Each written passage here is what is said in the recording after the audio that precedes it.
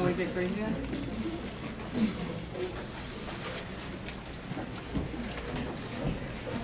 Okay, we're back. Let's see, Rule 11. Don't lie.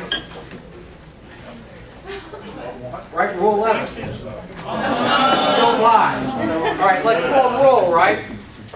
Okay, I'm not going to talk about Rule 11 in great detail. We talked about it quite a lot this year. Rule 11, 11A is a certification requirement. Excuse me, Rule 11A is a requirement of signature, right? Requirement of signature. You submit a paper to the court. It's got to be signed. Rule 11B means that when you present a paper to the court, either by filing it, or a number of circumstances which include later orally advocating on something you've earlier given to the court, you are making a certification. And that certification is that you've engaged in a reasonable inquiry into the facts of the law, and you further certify 11B1, 2, 3, 4, right? No improper persons such as to harass or delay, that the paper is either justified by the law or a reasonable argument for the reversal of the law, extension of the law, or modification of the law, or creation of new law, that the allegations in a complaint or an answer are supported by the facts, or if specifically so identified, will so after a reasonable opportunity for discovery and so on. In other words, you can't just make up stuff and file it and hope that things turn out okay. All right? You have to make that reasonable investigation into the facts and into the law. And if you violate your certification, then under 11C, you may be subject to sanctions. Those can be sua sponte by the court. The court can say it's thinking about sanctioning you, right? And they give you an opportunity to defend yourself before deciding. Or somebody can move for sanctions under Rule 11, but they cannot do so. A party cannot move for sanctions under Rule 11 unless they first served you with notice of the planned motion under Rule 5 and then waited 21 days. And then if the matter has not been cured within those 21 days, then and only then can the party file the Rule 11 motion. Then sanctions can be monetary, they can be non-monetary, they must be proportional to prevent this kind of thing from happening again. They cannot be punitive. And Rule 11 does not apply to discovery matters. Why? Because we have rules like 26G and Rule 37 to deal with sanctions in discovery. All right, joinder. Joinder. Well, we already talked about joinder a little bit today, right? Rule 15 is kind of about joinder because we're amending claims, defenses. That amending a complaint might involve adding more parties. Well, one important thing to remember is Rule 18A, which is a very simple, very straightforward rule, but is incredibly powerful, right? A party who's asserting the claim may join with that claim any other claims they have against that other party. Put differently, somebody who has a proper claim, counterclaim, cross-claim, or third-party claim can join in other claims against that same party, even if they're unrelated to the original claim, counterclaim, cross-claim, or third-party claim. That's a pretty powerful thing, because we think, for example, we have P versus D, and the second D, so you got D1 and D2. All right. For negligence, for our prototypical three-car crash, well, we know that a cross-claim of D1 versus D2 is limited in its scope, right? Suppose D1 wanted to sue D2 for breach of contract. That's not a proper cross-claim, is it? Is it? No. Is it? You seem so uncertain. P versus D1 and D2 for negligence, for a three-car wreck. D1 cross-claims against D2 for breach of contract, an unrelated breach of contract. Is that a proper cross-claim under 13G? No. Absolutely not, right? So we've got to think about the joinder rules. We're going to find out that Rule 18 might permit this to be asserted if we have a proper cross-claim, whatever that cross-claim is. So we'll come back to that. In the meantime, let's go through each of the rules very briefly. We've got Rule 13, right? 13A or 13B. 13A is compulsory. 13B is a permissive cross-claim. All right. Compulsory cross-claim, you know this by now, requires that the cross-claim arise out of the same, say it, see? Transaction or occurrence as the claim. All right. So, for example, in our basic suit, we have P versus D for negligence for a car wreck. D can counterclaim against P for negligence from the same car wreck. In fact, D must counterclaim, right? Because it's compulsory. Same event led to the negligence of both parties. Okay? What happened? The bird crashed through the window? Condor. Is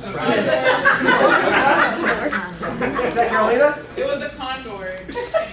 Condor. Yeah. I shall learn the law. Splat. That's awful. You got it. All right. That's compulsory counterclaim. But you know, what if, for example, D had previously asserted a negligence claim against P in state court, right? Is D's claim still a compulsory counterclaim? First suit is D sues P in state court for negligence from a car crash. Later on, P sues D in federal court for negligence. Must D assert negligence as a counterclaim here? No, because for something to be a compulsory counterclaim, it's got to be from the same TRO. It's also got to be right. Remember from the case? It's got to be something that the defending party has that they can assert now. And also something that's not in a pending proceeding, right? So here we have something that's the same TRO. The D's cause of action is right. However, it's pending in an existing state proceeding. So D's counterclaim here is not compulsory. Can D still assert it? What do you think? Yes. Well, just give me an answer. Yes or no? Yes. Absolutely yes. Can. But it's not going to be a compulsory counterclaim. It's a permissive counterclaim. Look at 13B. You've got to love the definition of permissive counterclaim. It's anything that's not compulsory, right? So a permissive counterclaim doesn't mean that it's something that is not the same TRO. It can be something that's not the same TRO, or even if it's the same TRO, it's something that's pending in a separate proceeding, right? Now, if we have another example, P sues D for negligence for a car wreck, and then D thinks, well, I got this breach of contract action that I was thinking of asserting against P, and I was planning on suing P, but I haven't gotten around to it yet. And now D's thinking like, wow, do I have to assert this? And the answer would be no. May I assert this? And the answer would be yes, right? Even though it's unrelated. That would be a permissive counterclaim. Here it'd be permissive, not because it's pending somewhere else. Nothing tells us that the breach of contract is pending somewhere else. But rather, it's not the same transaction or occurrence. Okay? Also, keep in mind that a party asserting a claim, a party asserting a counterclaim or cross-claim may join in additional parties on that counterclaim or cross-claim. So suppose D has a breach of contract cause of action, then it would like to assert against P and Professor X. Okay? Well, what D can do here is assert breach of contract here by way of a permissive counterclaim. And then under Rule 13H tells us that we can use Rules 19 or 20 to join in additional parties on a counterclaim or a cross-claim. And here this would be a Rule 20 joiner of people joining people who are defendants on the counterclaim. Okay? So keep in mind, you have a counterclaim or a cross-claim, you can add parties. And this is an example of how explosive joiner can be. You start off with a simple P versus D. Before you know it, you got a complete rave going on, right? There's a million parties in the suit. Now, getting back to cross-claims, you have P versus D1 and D2. It's our three-car wreck. So it's P versus D1 and D2 for negligence. All right. Now look at the definition of a cross-claim in Rule 13G. 13G, a pleading may state, are cross-claims ever compulsory? No. Never. So don't ever think that a C conduct, transaction, occurrence, any of that stuff, that never means compulsory, all right? Transaction or occurrence is just part of 13A. But in other rules, we have similar language, and one of those rules is 13G.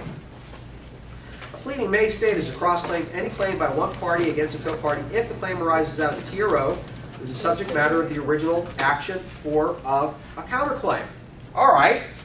So what would be an example of a proper cross-claim here? What would be a proper cross-claim? D1 versus D2. Yeah, negligence from the same car wreck. Okay. Now, can D1 assert a breach of contract claim against D2? Yes. Yeah. Well, that's not because of 13G. Okay. That's because of Rule 18A. And you look back at 18A once again. Once a party has a proper claim, counterclaim, cross-claim, or third-party claim, they can join as many additional claims as they have against the opposing party. And then cross-claim, gives other examples.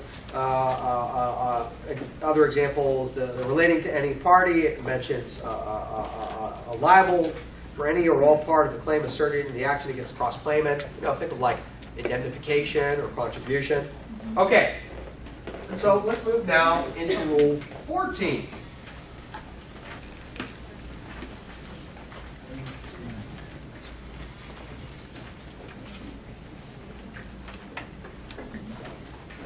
All right. P sues D for negligence in a car crash. And let's think, for example, of our hypo with P suing the K&J Medical Center, right? You remember that hypo in the ALI sessions? So we have P sues K&J. K&J is a medical place in Missouri, and one of their doctors is Dr. Chang, right? And Dr. Chang operates on P's knee. Remember that from the ALI session? All right. You were doing that for supplemental jurisdiction, but there was a Rule 14 issue in that as well, right? All right. And K&J also sues Dr. Woods, who was P's doctor back in Texas. So we want to flesh it out. We've got P is a citizen of Texas, Woods is a citizen of Texas, Chang is a citizen of Missouri, and K&J is a citizen of Missouri. All right. So P sued K&J for $500,000, and then K&J sought up to the full amount from Chang and or Woods. All right. Let's look at Rule 14A. 14A says, a defending party may, again, permissive, never compulsory, may serve a summons in the complaint. Summons in the complaint. That reminds us of Rule 4. So a third-party defendant has to be served as any defending party must be served under Rule 4. Serve a summons and complaint on a non-party who is or may be liable, so the liability need not be certain, for all or part of the claim against it. That means it doesn't have to be for $500,000, right? It could be for the whole thing, or it could be for part of it. Okay? What that means is this person is a plaintiff, third-party plaintiff, and these folks are third-party defendants. All right? And what KJ is saying here is Chang and Woods are or may be liable to K&J for all or part of what K&J might ultimately end up to owe to a plaintiff. Okay? Now, this is a derivative liability. This is not a case. Imagine KJ says in its answer, it's not our fault, it's Woods' fault, and Woods is liable to plaintiff. Okay? That's a different argument from saying that Woods is liable to KJ. Now, KJ might say both of these things. It may say that it's not our fault, it's Woods' fault, and Woods is the one, if anybody, who's liable to P. But additionally, it includes this Rule 14 third-party claim against Woods, the doctor from Texas, the initial treating physician, and Chang, who was an employee of K&J, who actually did surgery on P in Missouri at K&J's facility. Okay? So the key about Rule 14 is the third-party plaintiff saying is the third-party defendants are liable to this person, the third-party plaintiff, for anything defendant owes to the plaintiff. All right. Also keep in mind, this fact pattern is structured to illustrate the differences between contribution and indemnification. So a contribution was sought by the employer, KJ, against the employee, Chang, because Chang was the one that is accused actually of being the real tortfeasor, the one that did a bad operation on the plaintiff, right? The reason K&J was sued by Paul here, or P, was under the principle of what? Respondeat superior, right? So K&J is liable because it had an employee that did a bad job. So what this sounds like, to my thinking, again, I'm no expert on agency principles, but a common law duty of indemnification an employer might have against a negligent employee when that negligence causes the employee to be liable to somebody else. Okay? In other words, hey employee, you screwed up. Now I'm getting sued. If I owe anybody anything to this guy, then you got to pay it back to me, right? However, K&J doesn't have an employment relationship with Woods, right? Woods is the treating physician back in Texas, where the plaintiff was from. So what K&J is oh, got it backwards. I said indemnification, but I wrote down contribution. All right. Just in case I misspoke, K&J is seeking indemnification. That's what I said, right? You said contribution. I said contribution? Mm-hmm. Rewind. All right. K&J is seeking indemnification, probably under common law, against its recalcitrant employee because of the nature of the relationship. Okay. However, there's no special relationship with Woods. All right. So what is being sought here is contribution, and I'm guessing contribution is something you covered in Professor Silver's course class. Yes. A little bit? A little bit. All right, contribution is something that one tortfeasor seeks from another. It's like, hey, you're liable for everything, or if not everything, at least part. So if I, KJ, am found to be a tortfeasor, well, you're a tortfeasor too, because you gave crappy treatment to the plaintiff back there. If I'm found liable for the whole thing from the plaintiff, then you got to pay me your share of your negligence. Okay, you're going to contribute to me for your share of the negligence that hurt him. Okay, that's a basis for Rule 14 as well. Now I have a question. These are doctors, right? Yes. These are doctors. If you were advising Dr. Woods, what do you think he might want to do? He's been sued by K&J, right? Sue Chen. What would he want to do? Who should he check with? His attorney. Well, you're his attorney, right? You're his attorney. Malpractice. Insurance. Insurance? Might he have insurance? Yeah. Yeah, he checks with the insurance company. Let's say the insurance company says they don't owe him through some exclusion of the policy, right? But you're Woods' lawyer, and you think that the insurance company has an obligation to indemnify Woods. Remember, it's not a common law relationship to indemnification, but a contractual indemnification. So maybe Woods could file a fourth-party complaint against the insurance code seeking indemnification under the Med-Mal policy. Okay, and Woods' argument here would be insurance company. Pursuant to this insurance company, this insurance contract, you are or may be liable to me for all or part of what I owe to KJ, K&J, right? So you can have a viral thing where you have third-party defendants, fourth-party defendants, fifth-party defendants, right? And so on and so forth. And say K&J counterclaims against the plaintiff for breach of contract because P didn't pay to K and J the money that P owed K and J for his treatment, right? Breach of contract. So now P is defending on a counterclaim for breach of contract, right? This might happen. A plaintiff who's sued on a counterclaim could also seek contribution or indemnification by way of a third-party complaint. And see how complex this got? But think about the real world. Does this seem like a completely far-fetched scenario? Yeah, I don't think it does either. Cases like that could happen. All right, so let's see, where are we? All right, let's move on to joinder of parties, which we're kind of on now, right? On Rule 14. So let's move on to other examples of joiners of parties. All right. Well, first we got Rule 20, right? Now, Rule 20 permits you to have P sue D1, D2, and D3. It permits multiple P's to join together to sue a D. Or you could have multiple P's sue multiple D's, right?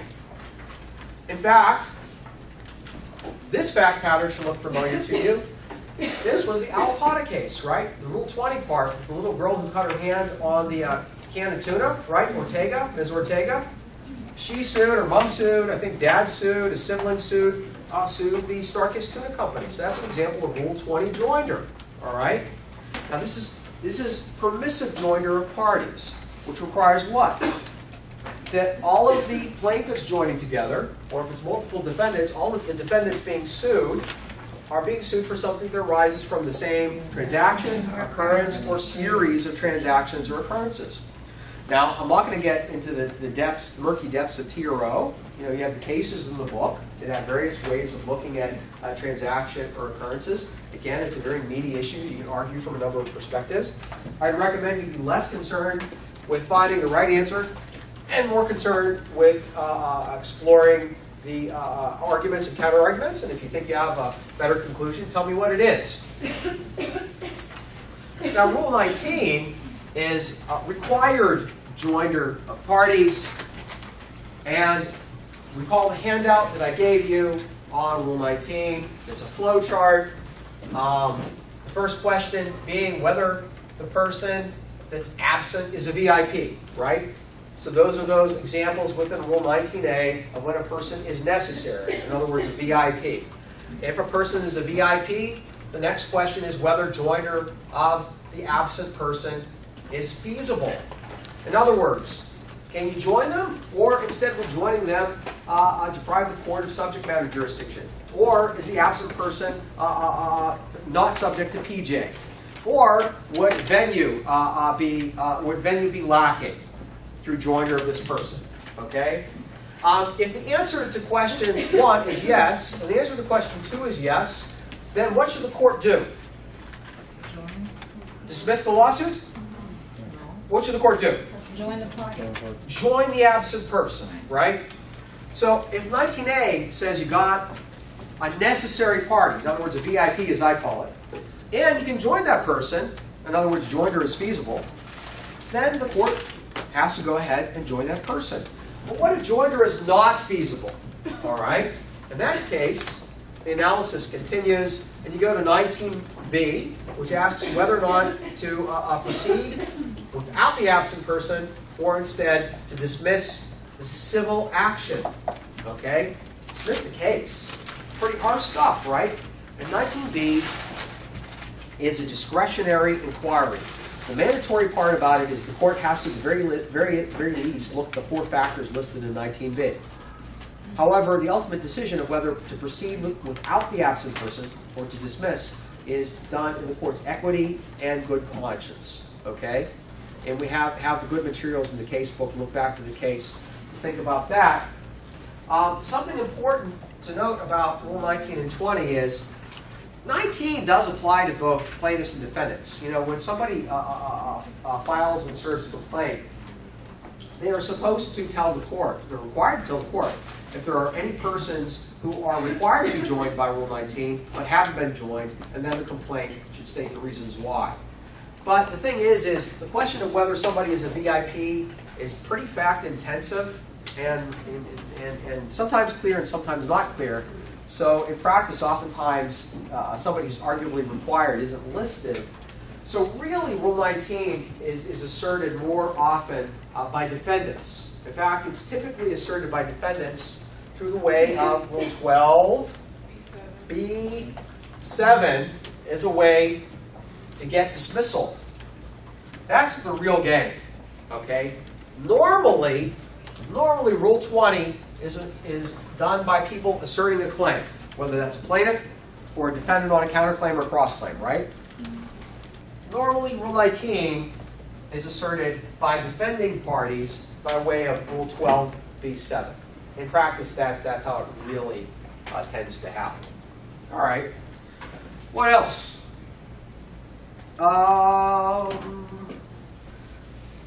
Interpleader, not to be confused with impleader. Okay, interpleader is under Rule 22. That's Rule Interpleader. And 28 U.S.C. 1335, that's a statutory interpleader. And that involves when there's some sort of property. It might be a thing, right? It might be a bank account. It might be an insurance policy. It might be a rare and expensive tuba, okay? Or a beautiful guitar, right? And there's multiple claimants, all right? So you got claimant 1, you got claimant 2, and you got the stakeholder, and then the property is called the stake, all right? So imagine that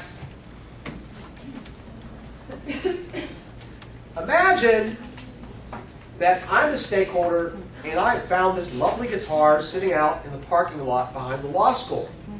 And I think, this is a lovely guitar. I wonder to whom it belongs. And then you have Reggie, Inez, and Gisele. I'll say, it's mine, Professor Nathenson. Thank you for finding it. Can you please return it to me? I'm thinking, well, you know, all three of them are nice people, and I don't know who it belongs to, and I don't want to have to pick, and I also don't want to be sued. If I give it to one of them, I can be sued by the others, right? Oh no. So interpleader is about my ability to drag them all into court and then have them plead amongst themselves and fight it out. And then let the judge decide. Okay?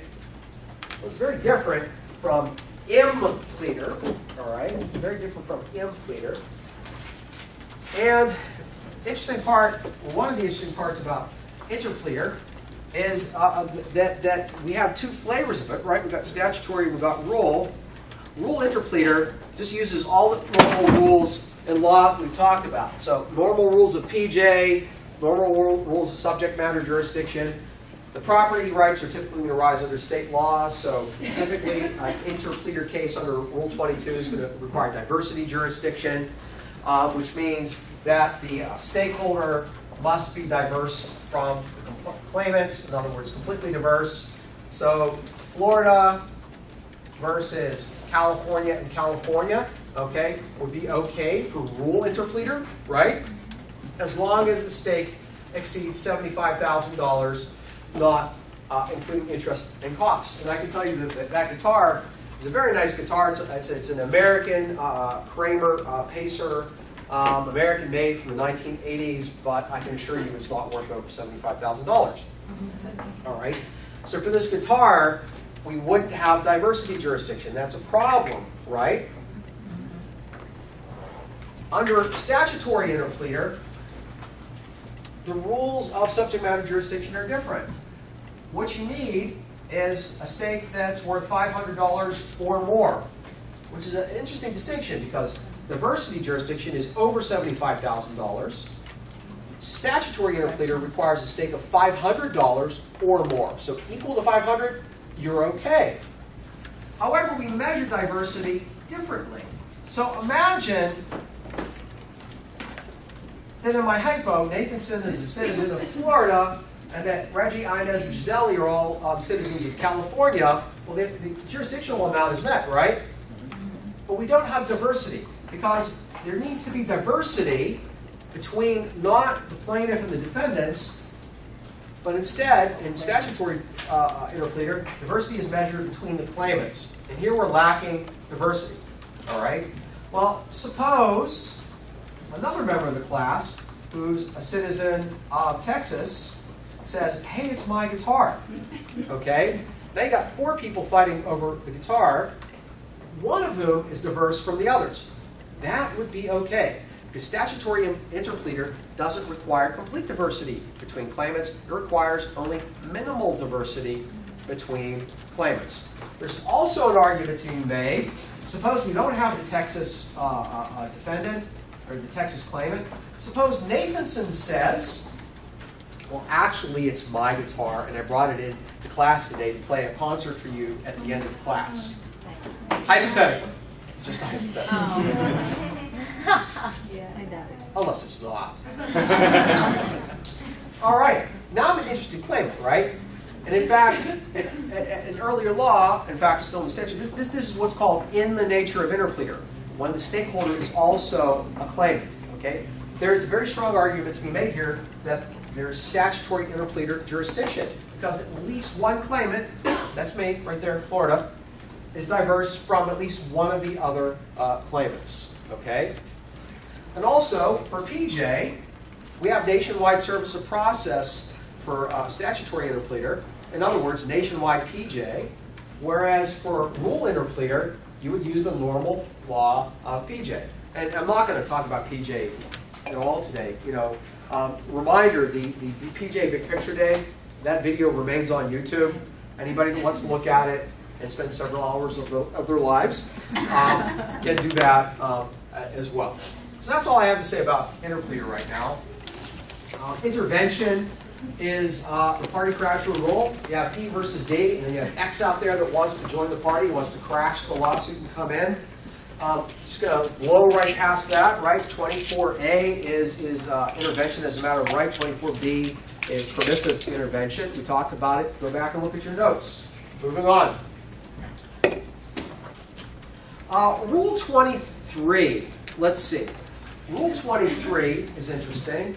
We had just a lecture on that, and so I'll just give some of the highlights extremely quickly. 23, for class action to be certified, you got to meet the threshold requirements under 23A, and you have to be one of the types of class actions under 23B. All right? So 23A, you got to have, what is it?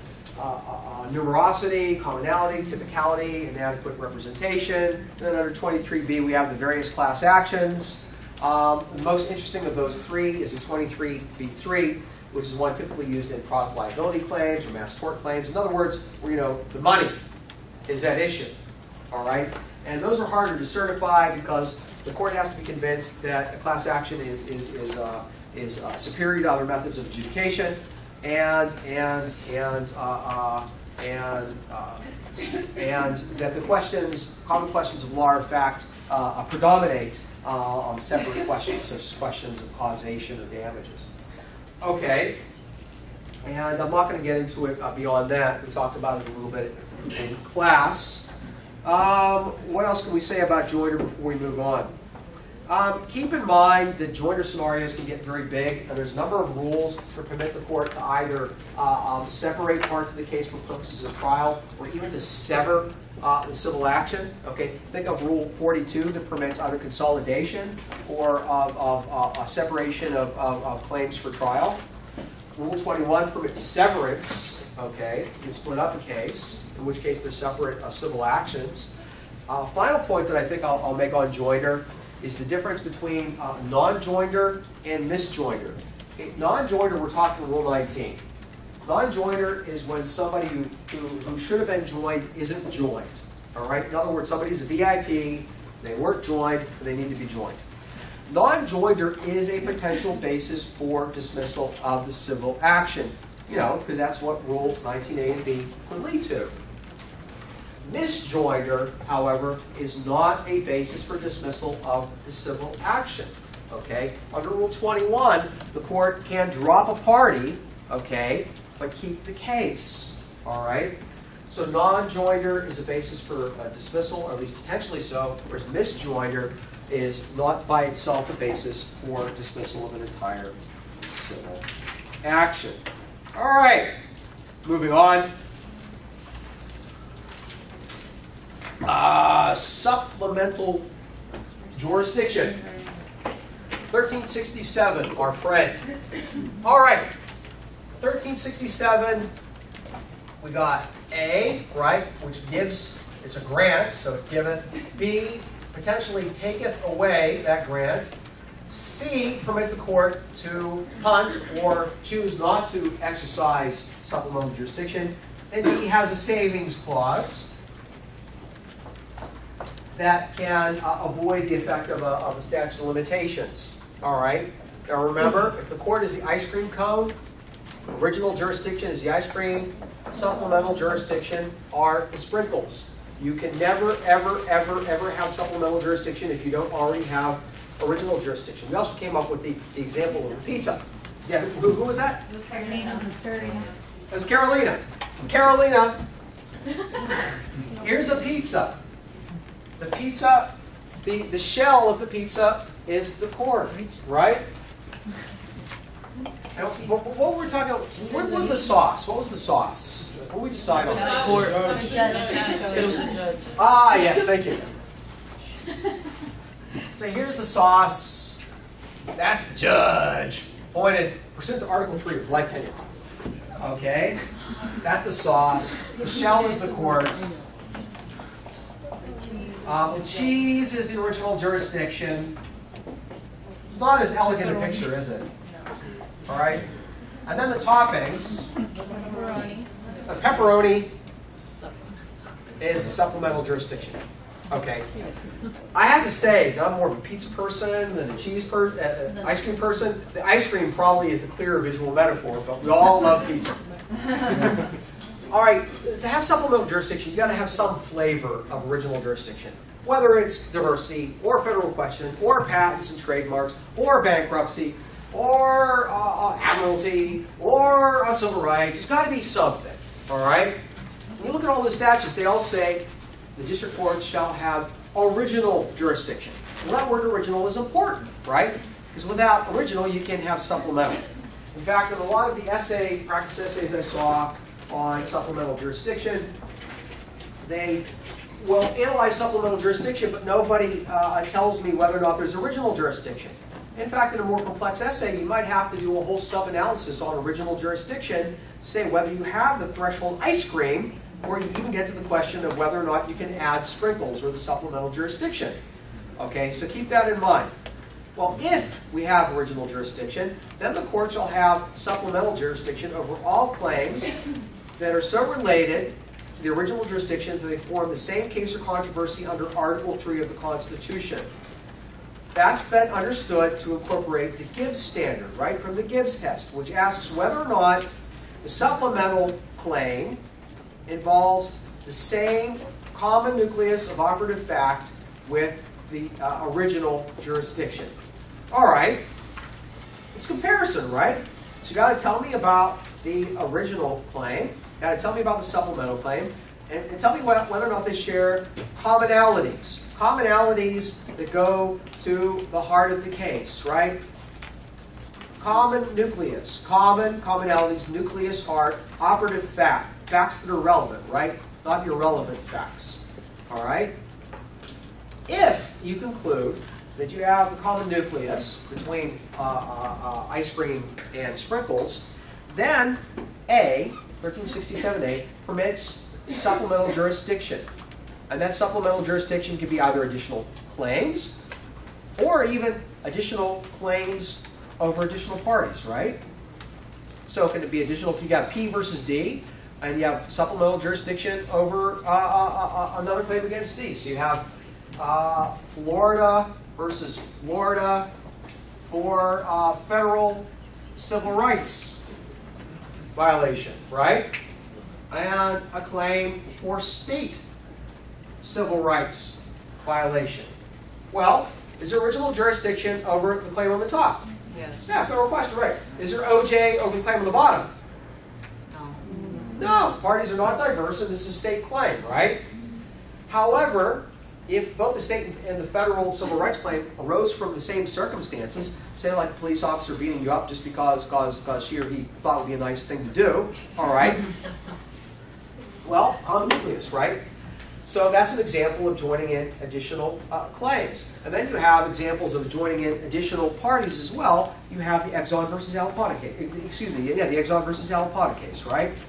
All right. So B is A is the grant of supplemental jurisdiction. B, however, can take away supplemental jurisdiction. So we have to ask under B, all right, is OJ diversity only, right? Is the only basis for original jurisdiction diversity. Okay, that was the case in both parts of Exxon versus Alipata, right? The suit against the Exxon by the gas station owners and the suit by a little girl and her family against the tuna company. State claims. Would supplemental jurisdiction be inconsistent with diversity? Okay. All right. Well, in the Alipata case, it would be, right? Because in the Alipata case, for example, the little girl, her parents and sibling that sued Starkist Tuna, the amount of controversy was too low, right? So it wouldn't be consistent with 1332. Well, then you got to move on to the laundry lists, right? And there's 3 of them. There's 3 lists. List number 1, which is the one, or rather, list number 1 asks, is this a claim by a plaintiff against somebody joined under rules 14, 19, 20, or 24? Okay. Laundry list number 2 says, is this a claim by somebody proposed to be joined as a plaintiff under Rule 19? And then the last one says, this is a claim by a plaintiff seeking to intervene under Rule 24. Okay? What does that mean? That means if you have a scenario where original jurisdiction is diversity only, and the supplemental claim isn't consistent with the requirements of diversity, then you've got to engage in a little bit of joinder analysis, don't you? How would you describe the claim or claims at issue? So in the hypo, remember the hypo where we had Texas, that was Paul, versus K&J, which was Missouri, for negligence, state claim. Missouri impleads Chang, who's a Missouri citizen, and Dr. Woods, who was a Texas citizen, okay? And all of the claims were for $500,000, right? Okay, Texas versus Missouri for $500,000. Is that okay? Yes. Yes. Sure. Don't ever forget about the St. Paul Mercury test, by the way. I see everybody forgetting that. Amount of controversy, you accept the amount pleaded, if it's made in good faith, unless we're legally certain the plaintiff cannot get over $75,000. Don't ever forget that. All right. But assuming the St. Paul Mercury test is set, Texas versus Missouri for $500 is okay. How about Missouri versus Texas for $500? Is that okay? Yes. Yes. How about Missouri versus Missouri for $500K? Is that okay? No. All right. It's a Rule 14 impleader claim. All right. Both derivative of the main claim. So you've got a common nucleus of operative fact here. All right. So A given, but does B taken? All right. Is original jurisdiction, and here we're talking about. Excuse me. We're talking about Missouri versus Missouri. Is original jurisdiction diversity only here? Yes or no? Yes. Would supplemental jurisdiction of Missouri versus Missouri be inconsistent with the requirements of diversity jurisdiction? Yes or no? Yes. Yes. So now we go to laundry lists. Okay? Laundry lists. Is this a claim by somebody proposed to be joined as a plaintiff under Rule 19? No, this is somebody who was just joined as original defendant. Is this a claim by somebody seeking to intervene as a plaintiff under Rule 24? No, they're not a party crasher. They're already they're an unhappy guest. All right. Is this a claim by a plaintiff against somebody joined under Rule 14, 19, 20, or 24? No, it's not. This is a claim by a defendant against somebody joined under Rule 14. So, you need to recognize that this third-party defendant is somebody who's joined under Rule 14. It involves a little bit of joinder analysis. and that gives you your answer. But something that I'm seeing is a lot of people talk about A and B, but they don't talk about C. Even if A grants jurisdiction, supplemental, and B doesn't take it away, the court might choose to decline to exercise supplemental jurisdiction. So, take a peek at the factors in 1367C. Here we go. The courts may decline to exercise supplemental jurisdiction if the claim raises a novel or complex issue of state law. Well, the claim of K&J versus, this was Chang, was one of indemnification.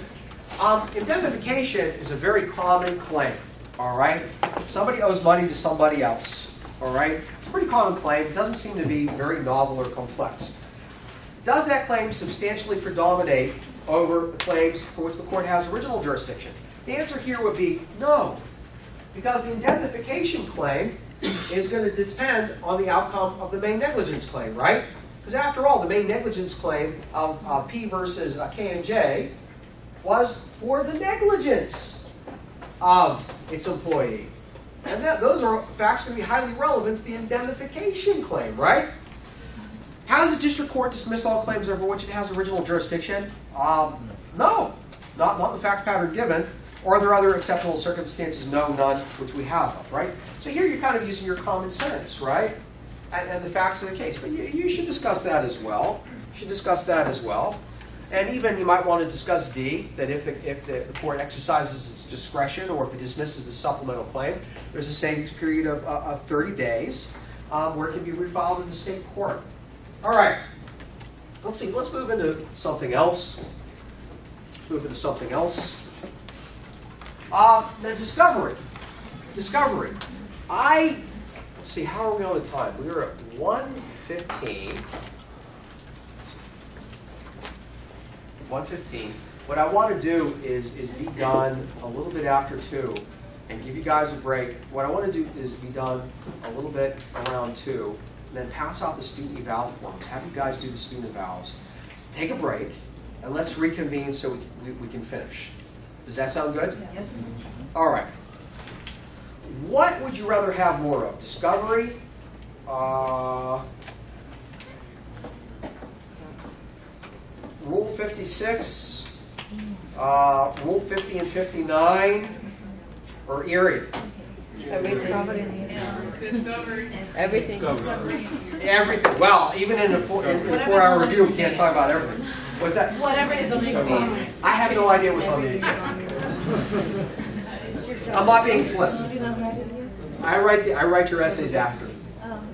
That way I can go to the review with a clear mind. All right. No, I'm just so busy. All right. Let's talk about discovery briefly. All right. 26 is the heart of discovery.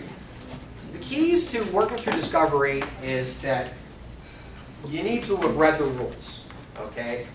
And I've given you a roadmap, a guidebook to reading the rules. So you're not going into it blind. That roadmap are the discovery questions, all right? I do not provide answers to the discovery questions because they're study questions, right? They're what you use. What's that? They're going to be multiple choice questions, most likely. Oh, why do you say that? You think discovery will be multiple choice? Well, depends. But Maybe. I'm not in your mind, but I'm not even in my mind. I know. Now I'm elsewhere. Okay. All right. Where were we? So use those questions to go back and work through the rules, because once you have the classes, you've taken the notes, you go through those questions again, and go back through the rules, you'll understand it even better. It's a guidebook, a tour book. Now, 26A, all right, is the requirement of disclosure. It's not just initial disclosures. There's also expert disclosures, which we really don't talk about much, and pre-trial disclosures, which we just barely glanced on. We did talk some about initial disclosures, right? Disclosures are things that you must make without being asked, and you must make them even if the other party hasn't provided them, okay? You have to give them up. Now, under under 26A1, you got to give up various things like insurance information. You got to give up documents or the location of them, names and addresses of people with discoverable information, but only if it's stuff that you're going to use in support of your own claims or defenses, okay? Unless that information is solely for purposes of impeachment, all right? Well, among other things, what does that mean? That means you don't have to give up information that hurts your case. Now, that shouldn't give you much comfort, okay? Yes, 26A1, you don't have to give up information about the names of witnesses that will hurt your case. You only have to give up information about people that you're going to use in support of your case, all right? But the other side then has the right to seek discovery of those people, right? So what the smart lawyer does is, the smart lawyer doesn't rely just on the names that show up in disclosure. The smart lawyer will have an interrogatory that says, tell me the names of all people with discoverable information, blah, blah, blah, right?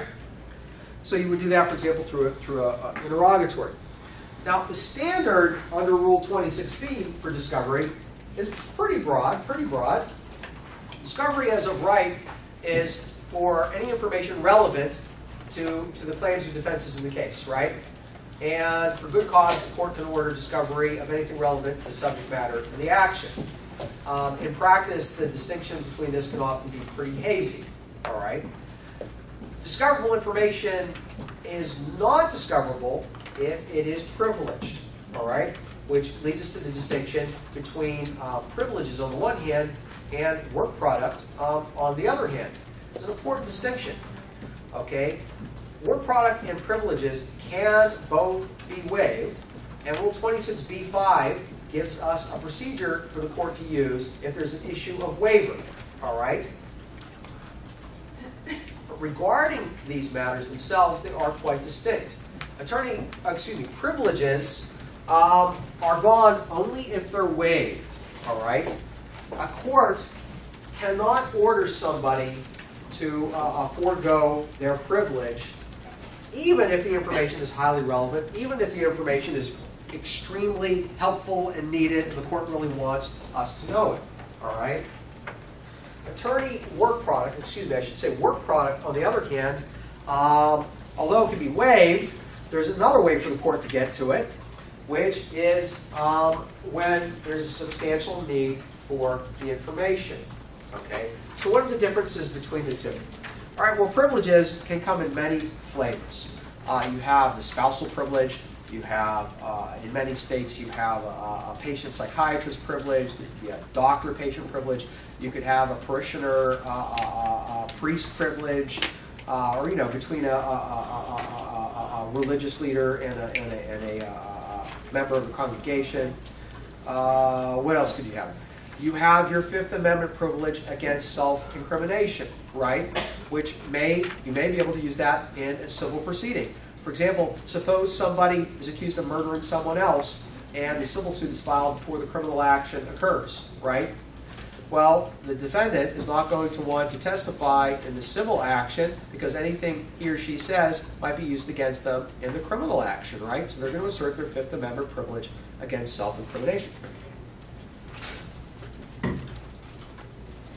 Now, the nature of privileges, the scope, varies depending on the privilege, but also on the nature of the parties. So, for example, we have the Upjohn case. There's a blurb, an extended blurb from Upjohn in the case book, written by Justice Rehnquist. As you know, Rehnquist doesn't always like to just give us a rule of law. Sometimes he just likes to say, here's what we hold, and here's all the relevant facts that support the holding. But he doesn't give you a rule. And that was a case where a corporation was asserting attorney-client privilege, right? And the question was, whose communications within the company counted as the attorney-client privilege? Okay, so the court looked to a number of factors in that case. And here I'm just going to refer you, look at that blurb in the case book. And now I'm just going to move on. All right, regarding work product. Well, the work product doctrine was first made into law by the case of Hickman versus Taylor. Okay, so it was judge-made law. I read something very interesting the other day, by the way, that when the Hickman case was released, there was actually a move to have Rule 30 changed to incorporate a work product doctrine, and the Supreme Court shut it down. apparently they were planning on enunciating it in Hickman versus Taylor, and they didn't want the rules to change before they could do their opinion. I'm speculating here, but that may well be what happened. Okay, anyway, Hickman versus Taylor is a work product doctrine. Materials are prepared in anticipation of litigation, right? So that's a requirement for the work product doctrine. Prepared in the anticipation of litigation. Now, in Hickman, the relevant materials were those prepared by a lawyer, right? So you have the lawyer's memories of the discussions with the witnesses. You had the lawyer's notes that he took, right? Any memoranda that he wrote up. They were imbued with his mental impressions. They were imbued with his views of the witnesses, whether they were credible, maybe with his legal theories and all of that. So, of course, the opposing party would love to have all this stuff, right? The Supreme Court ultimately denied the other side's right to get Attorney Fortinbaugh's notes and to get him to depose. All right. Yeah, I'm pretty sure that they wanted him to depose as well. Okay. In Hickman, what was protected was the work product of the attorney, including his mental impressions, okay? But if you look at Rule 26, and here we're talking about Rule 26b3, which is the rule version of the work product doctrine, it's different. It's both broader and narrower than Hickman's work product doctrine. For one thing, it's broader. Under Rule 26b3, the work product that's protected includes not just attorney work product, but much broader, of agents. So it could be of an employee, of an insurance company, of an investigator, things like that. Okay? But it's also narrower, whereas Hickman refers to protecting not just written stuff, but also mental impressions. Rule 26b3 is conditioned upon tangible items, right? So like notes, documents, computer files, and the like. So in practice, both Hickman and 26b3 work together to protect the privacy of the lawyer in his efforts to put together a case. Let's see what else.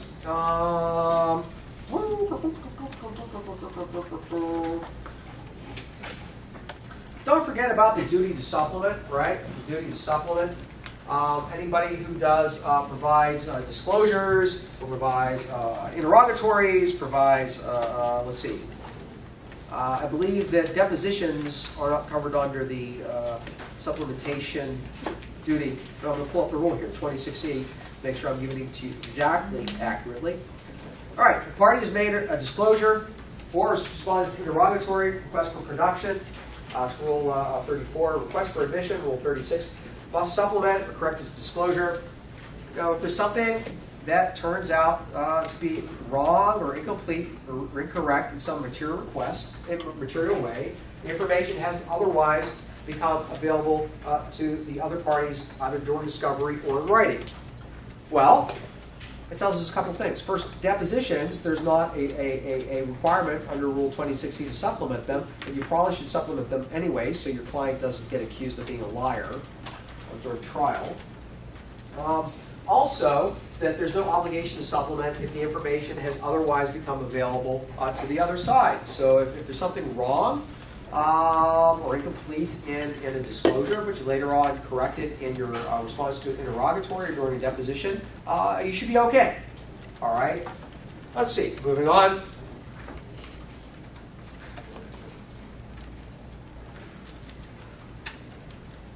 Electronically stored information. There's parts of Rules 34 for documents and things, as well as Rule 26 that deal with electronically stored information. Okay? Under Rule 26, if somebody requests something in electronic form, remember the case we had in the casebook about the old files from the government. They're going to be really hard to produce and all of that. We're under Rule 26, let's see, which one? 26B, which one? 26B2B.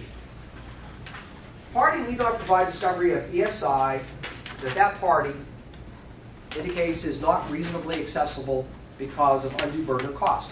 Okay? Well then, what the responding party has to do is convince the court that it either can't reasonably get this stuff, or it's burdensome to get it, it's too costly.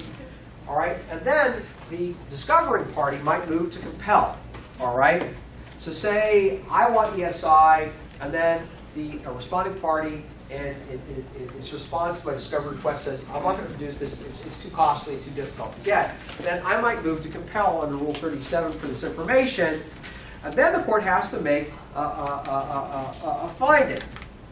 All right? On a motion to compel discovery for a protective order, the party from whom discovery is sought must show that the information is not reasonably accessible because of undue burden or cost. And if that showing is made, the court can still order discovery and specify the conditions. So you remember in the case, the court said, well, we're going to do a test run, right? And see if it's worth going further. And the court might then decide how to divvy up the costs, okay? So the way the rule is written is to give the court a lot of leeway to try to do what's fair. In fact, when you're in practice, what you'll want to do is look at local rules, which oftentimes have much more detailed rules to deal with electronically stored information. Discovery devices. Depositions are Rule 30, interrogatories are Rule 33, documents, things and lands are Rule 34, medical exams are Rule 35, and requests for admissions are Rule 36. Any questions? Okay. No, what I recommend that you do here is look through the discovery questions. They take you painstakingly through the rules. I generally test on things that arise from the discovery questions. Okay? That's what you ought to do.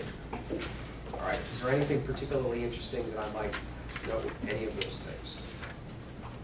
No, we're going to move on. All right. Sanctions. 37A is all about motions to compel. 37B is about when there's already been a court order to respond to discovery, and that court order has been violated. That is why the sanctions under 37B are so much more serious than the sanctions under 37A. A is the requesting party's got to move for an order to compel discovery. All right. So you have that case in the book where the party moved to compel discovery, right? And then later on we had the motion for sanctions, right? So the really big stuff is under Rule 37B, and the sanctions can be pretty harsh, even including foreclosing for pursuing a claim or defense or entering judgment or things like that. This is the proverbial death sentence under the discovery rules, and the showing's got to be pretty high to support that kind of sanctions, right? A willful violation or a bad faith violation or the like. There's also some sanction provisions under Rule 26G, which is similar to those in Rule 11A. That the discovery requests have to be signed. It's similar to Rule 11B. You can't just do discovery to harass or delay or anything like that. All right.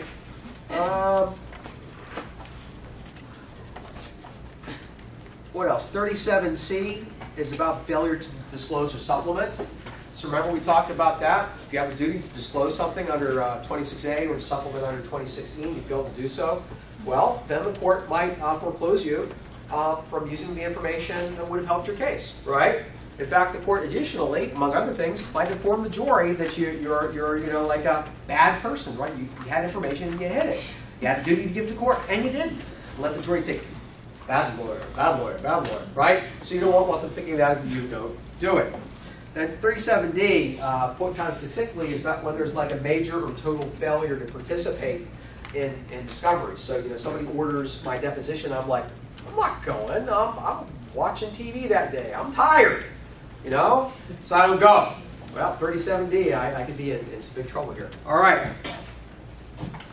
Alrighty. Pretrial and pretrial adjudication. I think under Rule 41, the major thing that I'll note in this review session is the two-shot rule. Remember that? The distinction between a notice of dismissal, a unilateral dismissal, and a stipulated dismissal, which requires that the parties agree to it. Okay. Well, under Rule 41A, a dismissal can operate as an adjudication upon the merits if there was a previous voluntary dismissal and the second dismissal was for the same claim and was by notice of dismissal. So we compared. Let's see, where's my eraser? Here it is.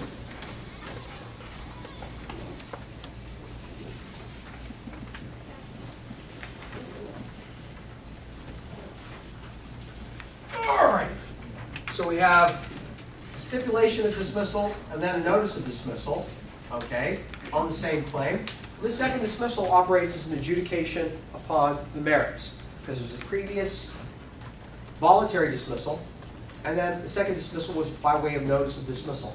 But in comparison, suppose both dismissals were stipulated, okay? Well, that second dismissal does not operate as an adjudication upon the merits. Why? Because it's not a notice of dismissal. You think, well, that's bizarre, that makes no sense. Why does the rule work the way it is? Well, it's like my mantra, right? Why are things the way they are? This is why things work the way they are. All right? In a stipulated dismissal, both parties have to sign, right? Well, if you're a defendant and you're stipulating to a dismissal, you don't want to sign it, ideally, unless it says the dismissal is with prejudice, right? So if this one says it's with prejudice, then the second dismissal will preclude another lawsuit, okay? But that's not because of the operation of Rule 41A. That's because the lawyer could inject himself or herself in these circumstances to say, oh no, I already signed one of these things. I'm not signing another unless it's with prejudice. I want to be done with this, right? I like generating bills, all right? It feeds my family. But let's be fair to my client, right? So I'm not signing nothing unless it's with prejudice, all right? So in other words, the attorneys or the clients can self-help. But in this situation, the client can't, right? Because the notice of dismissal is unilateral. And it can be done, the plaintiff has the right to do this, the notice of dismissal, so long as there hasn't been a motion for summary judgment or an answer, right? So imagine this. File a suit, notice of dismissal. File a suit again, notice of dismissal. And just go on forever. Pretty harassing, isn't it? Right? So the law draws the line if the second dismissal is by notice of dismissal, right? To prevent this kind of harassment. So imagine, we go back to the second hypo, stipulated dismissal, neither one says prejudice, and then you have a third one that is a notice of dismissal. Now this one counts as the adjudication upon the merits, because there has been at least one previous voluntary dismissal by the plaintiff and a subsequent one by notice of dismissal. So I suppose, you know, even though I call this the two-shot rule, what I really mean to say is there's been at least one previous voluntary dismissal and then a later one by notice of dismissal. Now, summary judgment. Summary judgment. You guys covered that quite a lot in your writing class. Would that be correct? Yeah.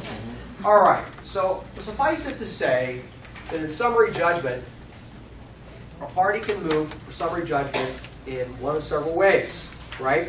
They can put forth their own materials, such as affidavits, discovery, disclosure materials, or they can take the celotext route, which is to point out a defect in the other party's case, that they're lacking, for example,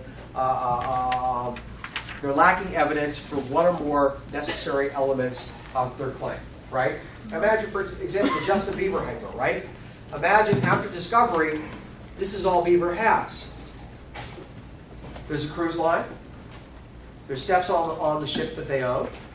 I fell on the steps, and I hurt myself, all right?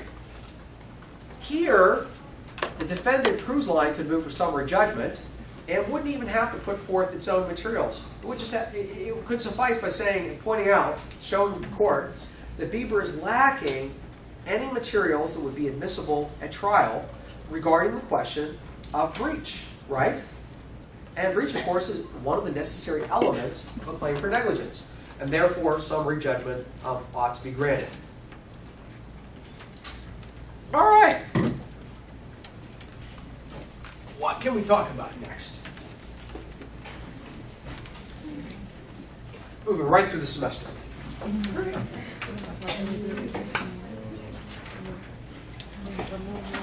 Let's see. Right to jury trial.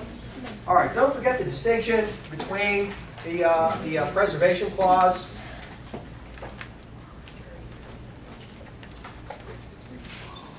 and the reexamination clause. All right.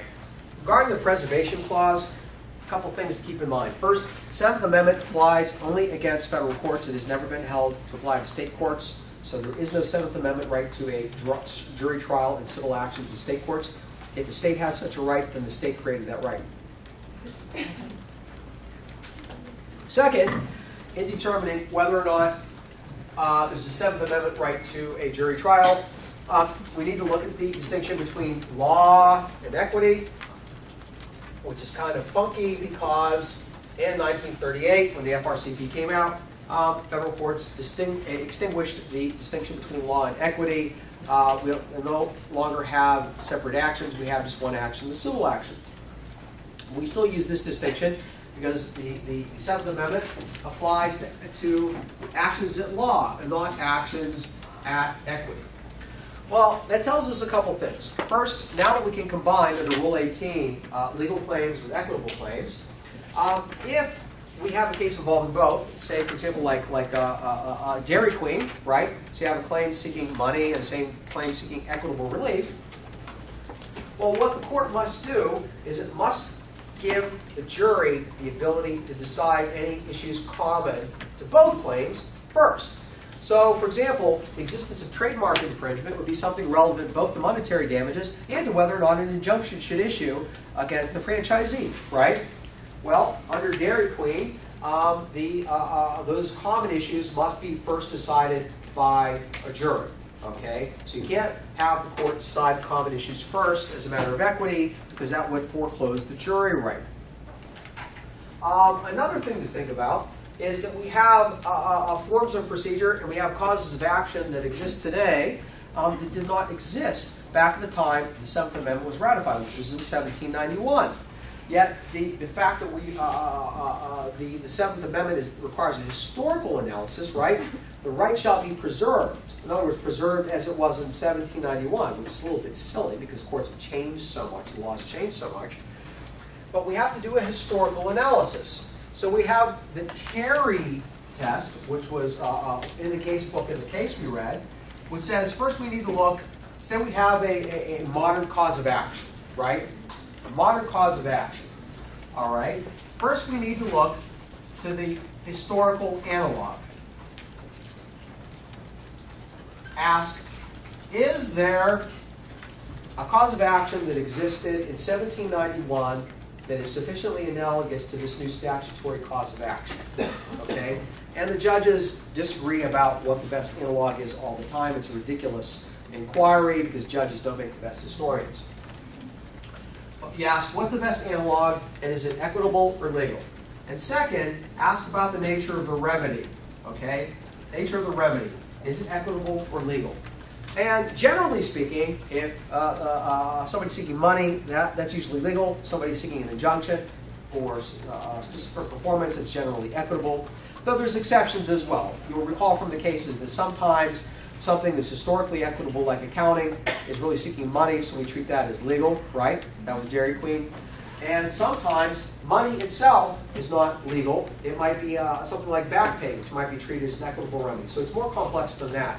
I would submit to you that the book's treatment and my treatment in the class for the Seventh Amendment is intended to just introduce you to some of the issues and get you thinking about some of those big issues. The most important part of the test here is not the historical analog, it's the remedy.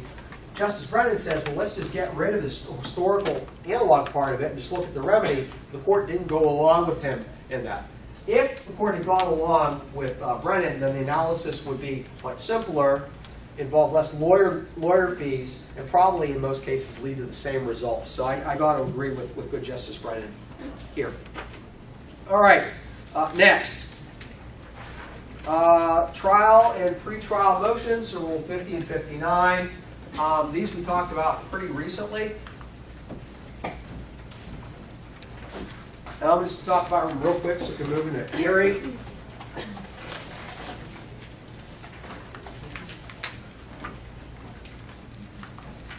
All right, so you got the Rule 50A motion, also known as directed verdict. You got the Rule 50B motion, judgment notwithstanding the verdict, or JNOV. Okay, one is done during trial, the other one is done after trial. You can't do a 50B motion, a renewed motion for judgment as a matter of law. You can't do that unless during trial you move under 50A, okay, for judgment as a matter of law on that same issue. Okay? Now, courts oftentimes will deny a 50A motion during trial because they hope that the jury does the right thing, and then there's no need for the court to take the case out of the jury's hand. Okay? Now, to get judgment as a matter of law under Rule 50 requires us to think about the federal standard as opposed to the state standard. We recall that the federal standard is in most cases, the so-called substantial evidence standard. The court is permitted to look in the federal system at both sides' evidence, okay, at both sides' evidence, and then ask whether or not a reasonable jury can find for the non-moving party. Now, because in the federal system, the court can look at both sides' evidence, like it did, for example, in the Chamberlain case, right? That means the plaintiff may have to make more of a showing to withstand a Rule 50 motion, right? Because the court's going to look at the plaintiff's evidence, and then it's going to consider the defendant's evidence. In other words, it's going to consider the non-moving party's evidence, and additionally consider all evidence by the moving party that doesn't contradict the non-moving party's evidence. Okay? But it's not going to engage in weighing of evidence. It's not going to assess credibility. It's going to look at that evidence and then decide whether or not there's enough to go to a jury. Or if instead the jury must find for the moving party. So that's what was at issue, in the Chamberlain case. Now, in some state court systems, we have the so-called scintilla rule, which would only look at the evidence of the non-moving party. So think, for example, of the Chamberlain case, right? Did Chamberlain have any evidence, right? Or did the plaintiff in the Chamberlain case have any evidence? The answer is yes, right? Remember, there's that one guy working like 900 feet away at a 3-degree angle, and saw the two sets of cars going by, and the second set of cars, the set of cars in the back, was going a little bit faster than the set of cars on which the decedent was on top, right? And then he hears a loud crash that he didn't see, but he heard a loud crash. Then he turns around and sees the plaintiff lying on the ground, and people starting to freak out. All right? Is that now evidence of that the sets of cars banged together? Yeah, it is. It really is. Is it strong evidence? No, it's really not. All right? But if that was the only evidence, maybe that's enough to get to a jury. Okay? The jury might find against the plaintiff, but that may be enough to get to a jury. In the state system, that's all that the judge would be allowed to look at. All right? But in the federal system, the judge can look at this uncontradicted evidence in support of the moving party, which is there were people that have direct line of sight, all of whom testified that these cars never touched. Right? The evidence doesn't contradict itself. The witness for the plaintiff never said that he saw the one string of cars crash into the decedent's string of cars. You see?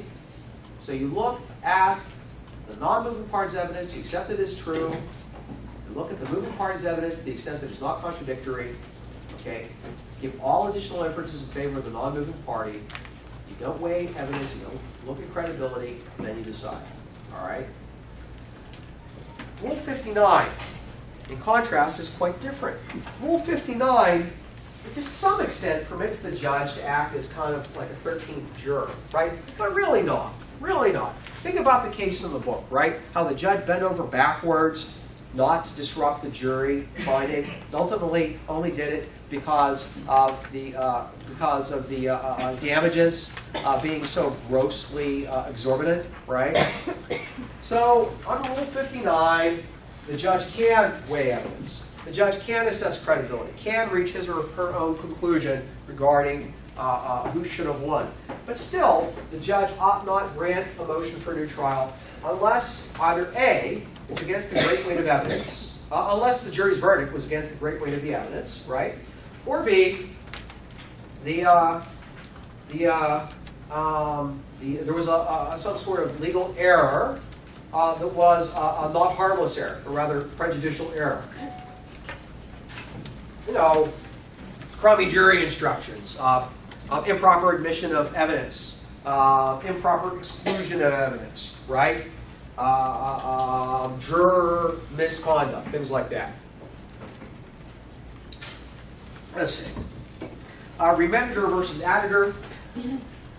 Remittitur versus additur is about a situation where the damages awarded by the jury are grossly excessive or grossly too small, right? In a way that shocks the judicial conscience. And in those circumstances, we have one of the parties moving for a new trial on the issue of damages. Okay? If the damages are grossly excessive, then it would be the party defending on the claim, right? If they're grossly too small, it would be the party pursuing the claim. Now, remittitur doesn't actually mean that the court, just on its own motion or its own thinking, decides to reduce the damages. What it means is the court gives a very tough choice to the non-moving party. So, say for example, P versus D, well, like the case in the book, right? A huge amount of money awarded to the ex-employee, or awarded to the employee, and the employer was Cooper was required to pay all this money, and that money seemed really high, right? So Cooper is going to move for a new trial on the basis of, among other things, the grossly excessive damages. All right. Now the judge says to the plaintiff, all right, says, look, I'm going to grant this motion unless you agree to reduce your damages. What it was down to $50,000 or something. I forget the exact amount. All right, $50,000. And now the plaintiff has a choice. The plaintiff can either accept the reduced damages, or the court's going to order a new trial. But the decision is ultimately that of the plaintiff. Okay? That's remittitur. All right.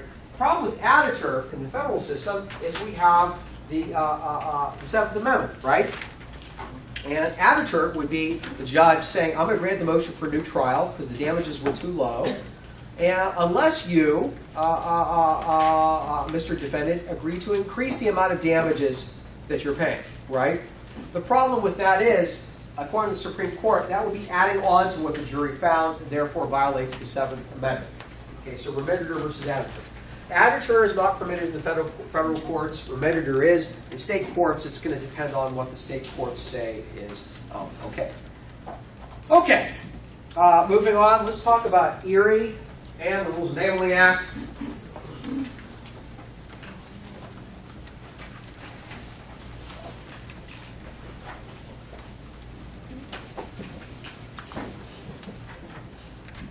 Is it me, or is it starting to get super warm in this room? Oh my goodness. See if we can crack a door open. How about that?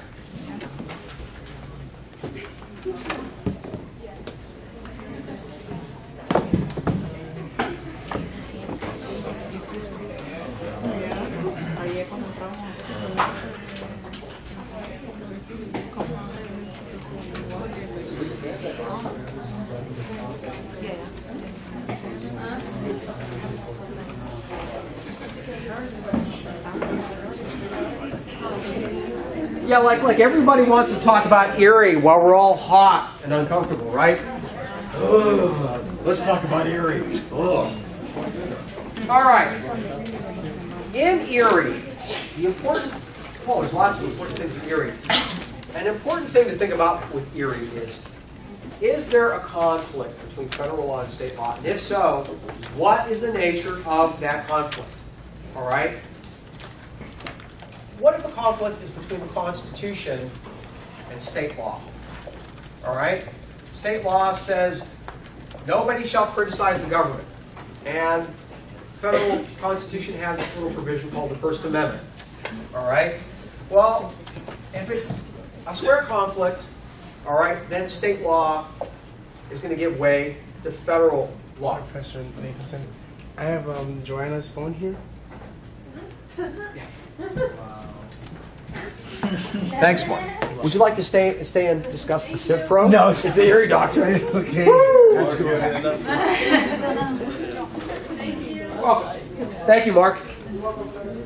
All right. What if the conflict is between a federal statute, okay, and state law? Say, for example, you have a state statute that says that nobody can sue in state court if they're from out of state. All right? And you have federal law, which says you can have diversity claims in federal court. Okay? I'm just making this up as a hypo. All right? There would appear to be a conflict, right, between the state law and the federal law. Somebody says you should dismiss this diversity claim in federal court because in state court you couldn't have the same claim, right? Well, what you got to ask here, and this kind of conflict between a federal statute, a congressional statute, and state law is the federal statute a valid exercise of Congress's power under the Constitution? And remember how we looked in Article 1, right? We looked at Congress's enumerated powers, right? To regulate interstate commerce, to create lower federal courts, right? To give protection to copyrights and patents, right? And also the necessary and proper clause, which says that Congress can enact laws that are necessary and proper for its enumerated powers. We additionally looked at Article 3, which creates the Supreme Court, and also Congress can create lower courts. All right. Well, do you think that it's a valid exercise of Congress's power to have statutes indicating the scope of original jurisdiction in the federal courts? What do you think? Yes. Yeah, I do too, right? So this is the only question. If the conflict between federal statute and state law, then the federal statute is going to win, okay, if it controls the issue. So long as the federal statute is valid, all right? As long as it's valid. Now, things get significantly more complicated if you have a rule under the Federal Rules of Civil Procedure or some other federal rule created under the Rules Enabling Act. Now, take a step back. Rules Enabling Act, 28 U.C. 2072, exists to authorize the Supreme Court to create rules of practice and procedure in the federal courts, which is why we have federal rules of appellate procedure and federal rules of civil procedure and other sets of federal rules. Modification of the federal rules of evidence, for example. All right? Well, we could have a conflict between state law and a rule of the FRCP, right? I mean, that came up in majority opinions that were in the majority, I shouldn't say majority, but in the plurality along with Stevens and Shady, right? Or you had a conflict, according to those, to Scalia and Stevens, between Rule 23 and a New York state law. All right? Well, how do you analyze something like that? We'll get to that in a minute. You've got to do your, what, REA analysis. In other words, Hannah, Part 2. What if the dispute is instead between federal judge-made law, or judge-made law, okay? Judge-made procedural law, we'll call it in class what? Federal judicial practice, I believe, all right? And state law. All right, so that'd be like the York case, right, or the Byrd case, where judges are just making up procedural law. It's not found in the Constitution, not found in the statute, not found in the rule of the FRCP, just some judicial preference for doing procedure in a certain way, all right? That is handled under the Rules of Decision Act and Hannah Part 1, all right?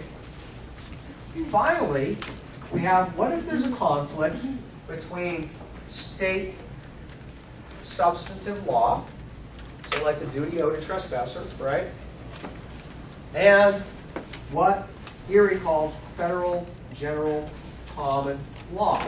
In other words, federal court saying, the heck with state law, I'm going to come up with the substantive rule of decision. I am going to come up with the bestest rule ever, the bestest law ever to define the duty a railroad owes somebody who's smacked by a train. Okay? Well, that's federal general common law. Federal courts coming up with their own idea of the best substantive law. Okay? That's gone bye-bye. All right? And the Supreme Court says that it would be unconstitutional for federal courts to come up with federal general common law. In other words, just to define the duty, because it wants to, when the controlling law would be state law. All right? That's Erie proper. That would be constitutional Erie. That's constitutional Erie, which means there's no federal general common law. Instead, you've got to use the state substantive law. All right? Well, first we got to know what the relevant state's common law is, right? What the relevant state law would be. So when we're in an Erie scenario, first we've got to determine the applicable state law. Well, if you're in a federal district court, under Claxon, a federal district court is going to use the choice of law principles of the state in which it sits. So that's actually pretty easy in principle, right?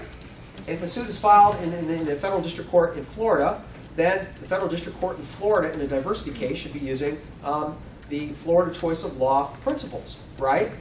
That doesn't mean that Florida substantive law is going to apply.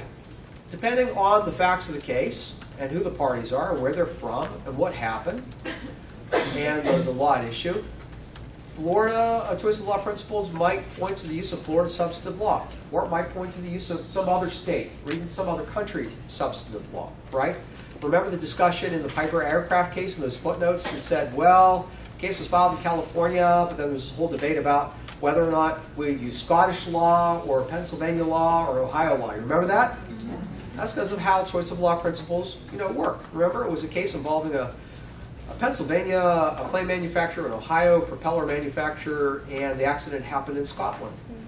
So under the applicable choice of law principles for the various states, which is Ohio and California, and I'm not going to go into details, just accept that for now. Ohio for Hartzell and California for Piper, all right? We might be using Pennsylvania law, Ohio law, Scottish law. What a mess, right? So once we go through that choice of law analysis, now we've got to figure out, well, what is the relevant state law? No, the first part is what state's law or what country's law. The next part is what is the state law? So under Erie, we gotta look to the if it's common law, look to the common laws enunciated by the highest court of jurisdiction, the state Supreme Court, typically. But state Supreme Courts don't always speak on issues. And sometimes state Supreme Courts have spoken on something, the law is really, really stale. There are indicia that if the case were heard again by that state Supreme Court, then the case would come out differently, right?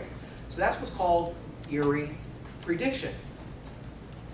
The court, a district court, need not blindly apply the highest state court's law, but instead is required to predict what the state highest court will hold today. Okay?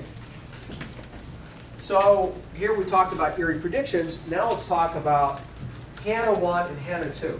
Remember how I said if there's federal general common law, that's constitutional Erie? Well, federal judicial practice versus state law doesn't involve substantive law, does it? All right? So like, to use a jury or not to use a jury, to use statute of limitations versus using latches, that's not really clearly substantive. Instead, I believe Landon calls this policy Erie.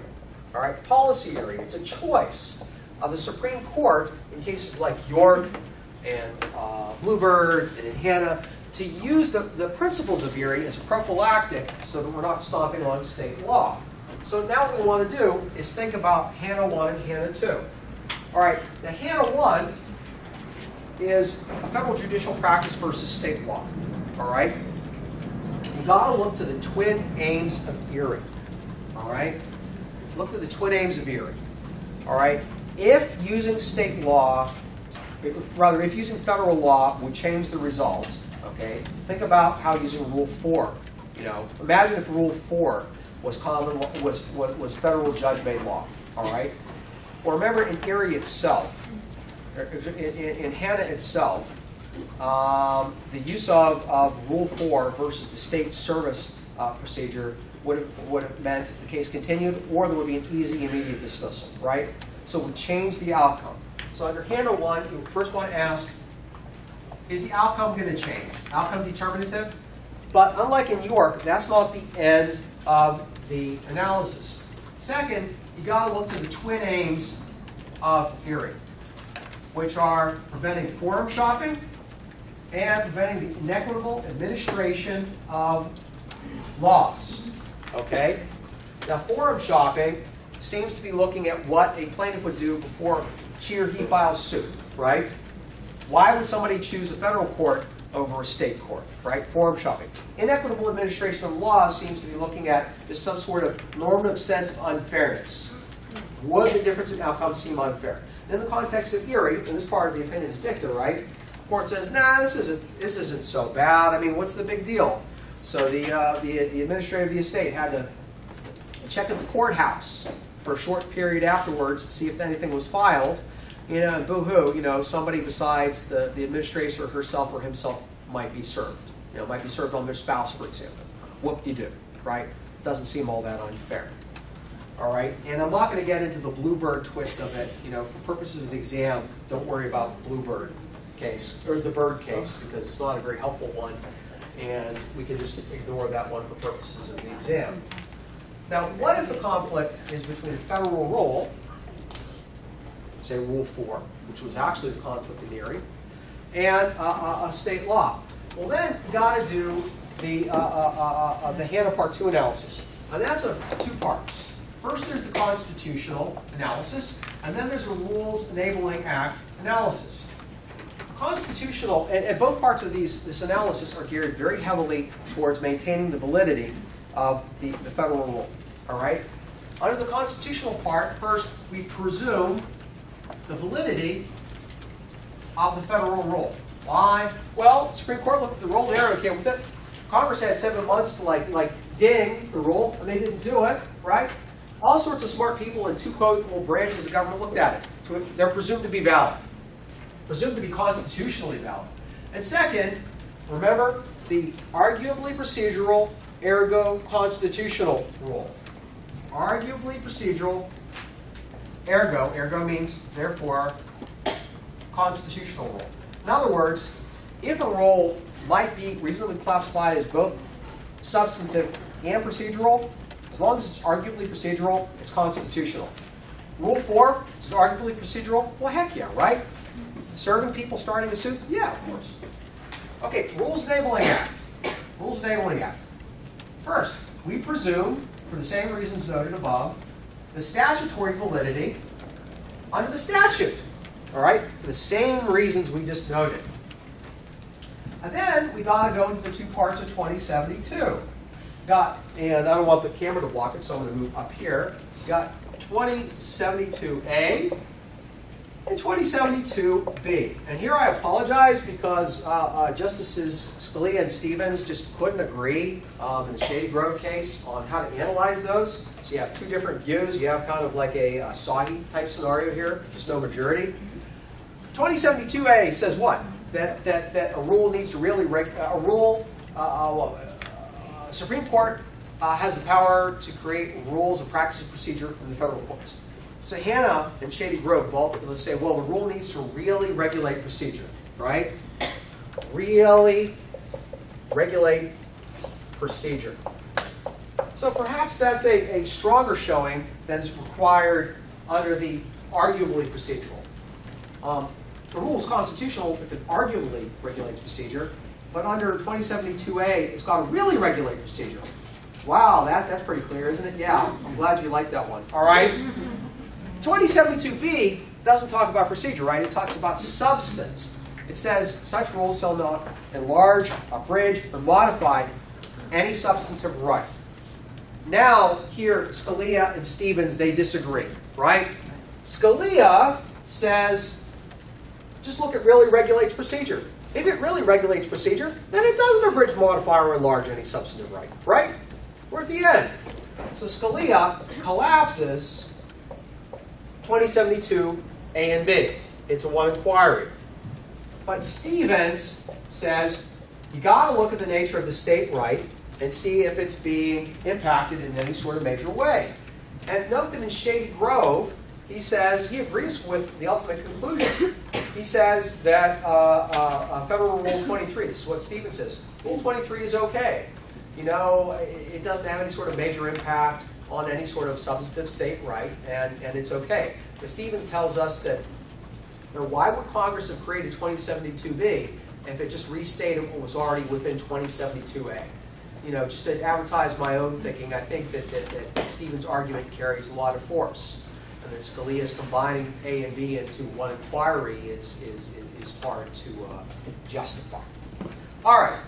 Last thing worth noting on the Erie doctrine is here's what the really hard part about it, as if all the other parts were easy, and they're not. Yeah. One of the additional hard parts about Erie is what frickin' box are we in, right? What box do we go in? Are we in the HANA 1 box? Are we in the HANA 2 box? This is where the argument's going to be between these two, right? HANA 1 and HANA 2. And we saw an example of that in Shady Grove, right? Stevens and Scalia both said, well, there's a square conflict here between Rule 23 and state law. And Ginsburg said, no, no, no, no. There's not a conflict because Rule 23 deals with certification, whereas the state statute says that even for a certified class action, it can't be, you can't have it in New York courts if it's seeking a penalty. Okay? So she views the conflict as not being between federal rule and state law, but rather a judge-made practice in state law. My recommendation to you is if you get a fact pattern on an essay where it could arguably be in this box or that box, Discuss both. discuss both. That's what you need to do. Again, this is not an example where you ought to be looking for the right answer. This is an example of something where you should just be doing what a lawyer does. An exhaustive, thoughtful analysis. Go down all the tracks that are relevant, which means if you have a fact pattern that you could really be in one or the other, right? Just argue HANA 1, right? Like we talked about, and then say, or are we in this one? Then argue HANA 2, and keep in mind the distinctions between Scalia and Stevens. So that's yet another split in the law. There is some guidance in the Shady Grove case on how to determine whether there's a conflict, right?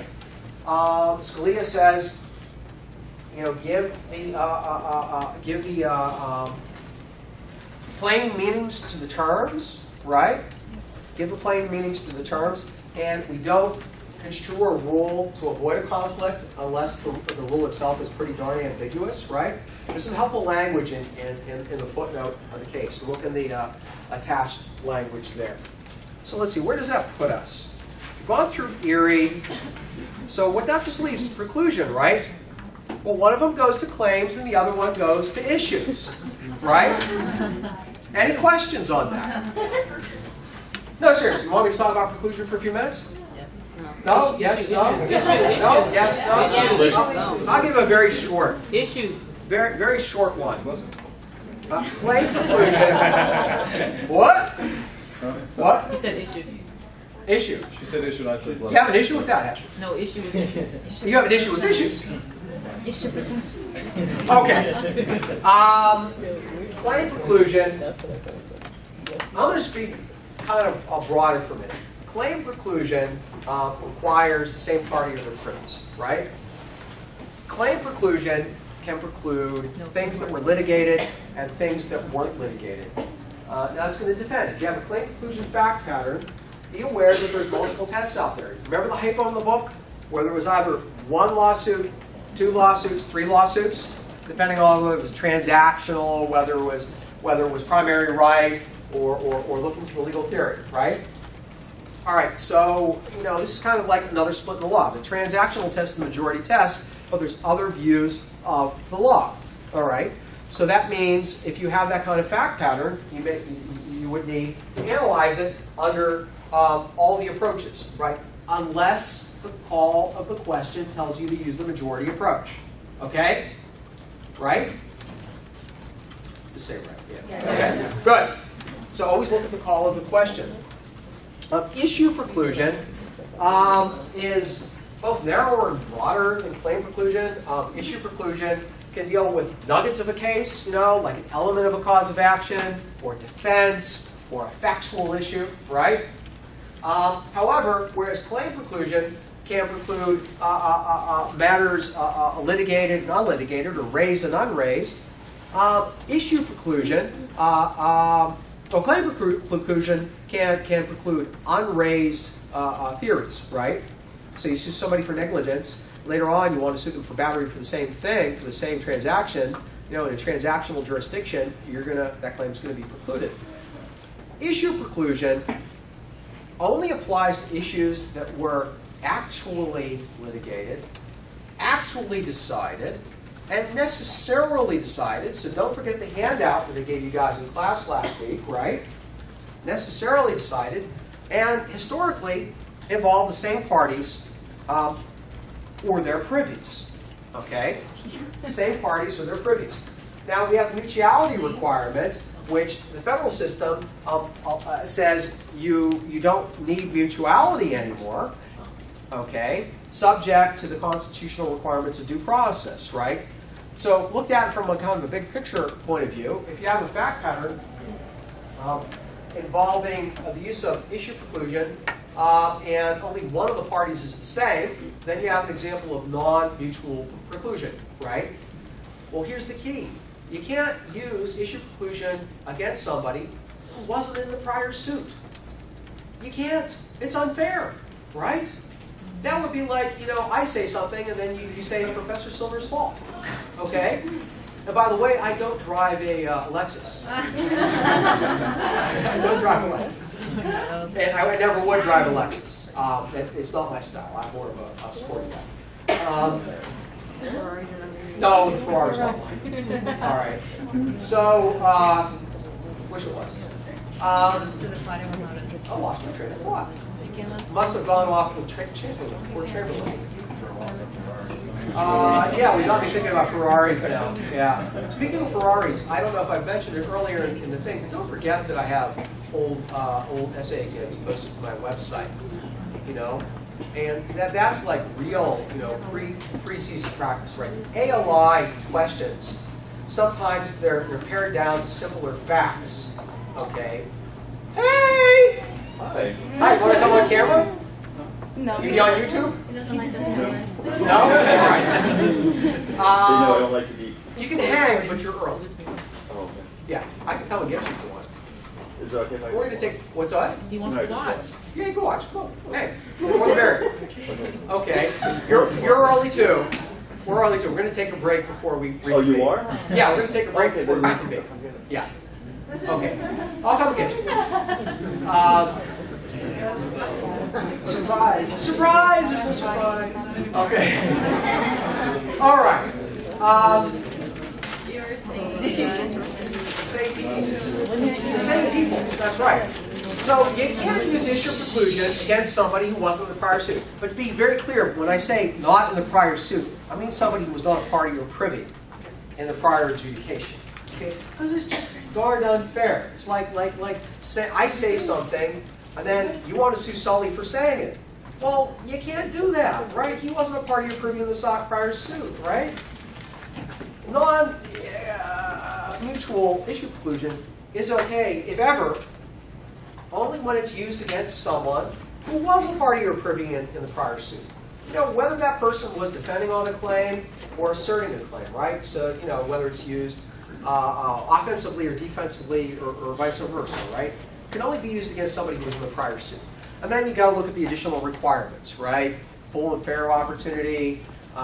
If it's offensive estoppel, then ask whether or not the plaintiff in the second suit would have joined in the earlier suit, prior inconsistent judgments, major differences in the systems.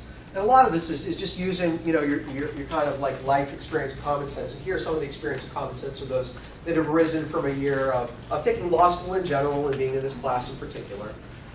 And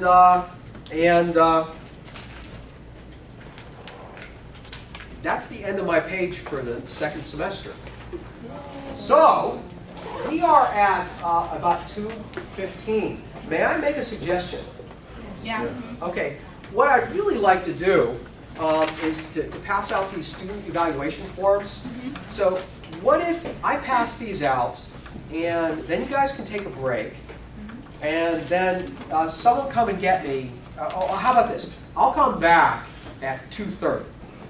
All right? Will that give you enough time, everybody, to do the forms, and then to can somebody take the forms down to the register? Okay. All right. Great. Wait till I leave. All right. I'm going to turn off the camera now.